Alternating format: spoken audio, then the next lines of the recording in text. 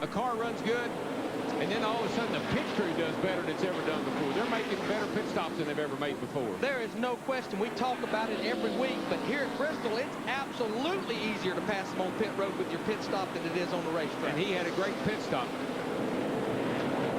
Larry, you talk about pit stops. It's awful early in the day to be talking about it, but Mark Martin had a bad pit stop, and Matt Kensler didn't have a very good pit stop, but the back straightaway come into play, and both those cars have been up there close to the front, find themselves way on back. We've been watching Todd, and man, I don't know what they did to him on the pit stop, but he's holding all these cars here behind him up right now. He just can't get off the corner anything like he could earlier. It may be low air pressure, it may come back, but if it does, it's going to take way too long. See him push up, he just got up out of the way and said, you guys go on, I got trouble. Ward Burton goes past, and now Dale Jarrett comes up on Park. As John Andretti leads at 178 laps, the first time he's ever led at Bristol Motor Speedway. We'll be right back. This is NASCAR on Fox. 7 laps complete. Jeff Gordon looked to the high side to get past John Andretti for the lead. 8 different leaders in this race, as Gordon is now the front runner. Kyle Petty's in the pits. He slowed way down, fell back. I don't know if he's got an engine problem. Yeah, they're going under the hood. Looked like something happened to it. He just slowed down all at once. Next week, we'll go to a track Kyle likes, Texas Motor Speedway in Fort Worth, the Busch race and the Cup race next week on Fox. We'll start it off with Winston Cup qualifying Friday afternoon on Fox Sports Net. Then Saturday, the Busch Series race on Fox, and final practice on FX for the Winston Cup cars. Then Sunday, NASCAR this morning at 10 a.m. Eastern, and when our coverage begins at 12:30 p.m. on Fox, Darrell Waltrip will sit down with Dale Earnhardt Jr. And then you'll see the Winston Cup race and NASCAR Victory Lane on the net to wrap things up next Sunday night. I was going to sing T for Texas and T for Tennessee, but some people don't like my singing. I'm working on it though, folks. I'm going to get better. Matt, Kyle Petty's problems? Kyle Petty has gone back out on the racetrack. It appears something amiss under the hood. Either a head gasket or rocker arm is broken. You can definitely tell, though, there's something wrong with that engine. He's going to try to ride it out as long as he can, but it's going to make for a long day. 308 laps or so to go here at Bristol. Darrell, this is the hardest racetrack in the world to try to get out of the way of people. Oh, yeah. Driving a slow car here is no fun whatsoever. You'll get run over. You'll get wrecked. You need to just probably park the thing. You pull so much gear here. You turn these motors 9,200. You have to get up out of these corners and have what I like to call passing gear. If you're going to pass anybody, you got to have a lot of gear in that thing. That's why you see them bust loose coming up off the corner. Got a lot of gear.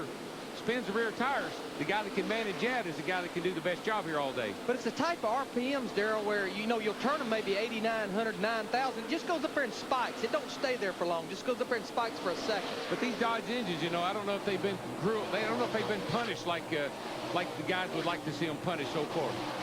Darrell, one of the cars backing up is Rusty Wallace. He just gave up a spot to Steve Park 2 laps ago. You see Park working around the outside there. He went into what happened to Rusty. He went in the corner, went in a little hard, caught the apron, and the car got loose. Shot up the racetrack. And he lost a couple of spots. I think he's okay. Well, Park got away from him, and he's been caught by Dale Jarrett now. Let's see if he gets his rhythm back here. I think he just got discombobulated. This is looking out the front windshield of Dale Jarrett's car right here. They call this car Old Faithful. They run it at Bristol, the only racetrack they run it at. He won here in August of '97. The unique thing about this chassis, Robert Yates bought it from Ford. It's a chassis that Ford bought, gift to Michael Cranepa several years ago. They put a Lincoln body on it. This is when Lincoln was thinking about getting into racing. They decided to abort that project. Ford got the car. Robert bought the chassis. They turned it into Old Faithful, and they run it twice a year here at Bristol. I know a car here I like to run. I call Miss Piggy. Get in there and root around with the best of. Jeff Gordon now working on Mike Wallace with John Andretti in tow. That's first and second place here at 200 of 500 laps. Sterling Marlin, then here comes Ricky Rudd closing in from 4th place. Ricky Rudd's got a good looking hot rod today, boys. He's right around the bottom. That thing's coming up off the corner good and straight. Looks to me like he's in good shape. Hey, how about let's hop in here? Let's take a ride. Let's come. Wait a minute now. Let me come around and get the green. I'm just going down into 3 right here. I'm coming off, getting ready to come off turn 4. Right down on that yellow line. Hop out next to that wall. Here we go. Green flag. Down into turn 1. Let me catch that left front wheel on that apron. Shove up a teeny bit in the middle. Right back down. Catch that left front off. Right out next to that wall. Here we go. Just lift that engine. Barely gets up to 9,000. Slinger down in there. Gasser. Left wheel on the apron. Coming up off the corner. Hey, I made it all the way around. Didn't hit a thing. Like to run out of breath doing it. All that happened in 16 seconds. Wow. Dick Berggren. It used to be the teams brought old race cars here because they always got beat up. You know, cars with names like Miss Piggy. But Ricky Rudd today has got a brand new car. They brought it here, they tested this car, and crew chief Michael McSwain explained that it doesn't show up on the result sheet as to where you win or where all the points came from. They think they've got an advantage because so few other people have bought a brand new car, and they've got one. That 66 car, man, and for a guy that was up there fighting for the lead before that last caution came out, I know he's got to be wondering what in the world has happened, because he is going to go, he's in jeopardy going a lap down very soon. Boy, Mark Martin was right with him and had a chance, but slipped up, and Tony Stewart took advantage. A bunch of these guys, I don't know what they did on their pit stops. I know they made adjustments, but a bunch of them went the wrong way, Larry. They're going backwards.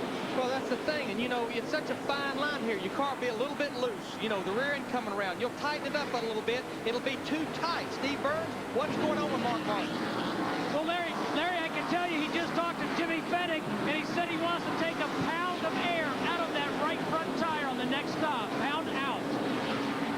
I would say his car is pushing. It's not turning. But what it's doing is the right front's chattering across this rough concrete. And they'll get the chattering. And see that thing? Watch that AR. Remember what I was telling you about concrete? He just can't get that thing to bite. That's on the Valvoline car, on the 10 car, but same thing. You just see how much that A-arm is moving up and down. You get additional air pressure in that right front tire. She won't turn. She skips. And when it's not turning, you'll also use a little bit extra brake, and that builds air pressure as well because of the brake heat. That's right, and you can't get back in the gas. Now, Mark's only 6 seconds from going a lap down. He restarted 10th. He has now fallen to 20th. Watch that thing. What? Just watch that A-arm, and watch how that it's constantly bobbing up and down. That's hitting those little rough places in the concrete. See that tire? Look how it's working the sidewall of that tire. As that tire builds up air pressure, it quits working the sidewall and just starts sliding. So you lose grip. Right now, that tire looks like it's gripping pretty good on the 10 car. A lot of deflection. That tire is mean. Boy, that thing's got 55 pound of air in it, but it'll bow up under there. If you were to walk this racetrack or drive around it with a street car, it'd appear smooth, but not at these speeds. You know, we talk a lot about shock travel. This is the shock right here that's going up and down, and how we monitor how much that shock travel is. You see that little bitty indicator right there. After a practice, we'll measure that, and that tells us how much shock travel. There's the little thing right there. After he goes out and run, we'll see how much that thing travels. See how much it travels down in the corner and then comes apart on the straightaway? You'll get as much as about 2.5 inches of shock travel on the right front here down in the corner. And as it goes up, that's a rebound. As it goes down, that's compression. Jeff Gordon has now opened up 0.3 of a second on John Andretti, and that's a big lead here in Bristol. Sterling Marlin, Ricky Rudd, and Steve Park are the top 5. We'll be right back to Bristol with more NASCAR on Fox. 500 on Fox. We're closing in on halfway. 223 of 500 laps complete. Jeff Gordon now has been caught once again in traffic by John Andretti and Sterling Marlin. Now Kevin Harvick, remember, restarted way at the back of the field, has climbed his way back up to 15th place in that number 29. Steve Burns has more. Mike, Richard Childress asked Kevin Harvick a while back to check the voltage meter. Asked him what it read. He said, to be honest with you, I forgot to look. So far, everything's fine on that 29 car for Kevin Harvick. Look at Richard Childress, who owns the Kevin Harvick and Mike Skinner teams. I really don't think that that's a big problem, 12 volts. Like I say, you can cut off a couple of those big fans in there, mainly to the driver, and should make it just fine.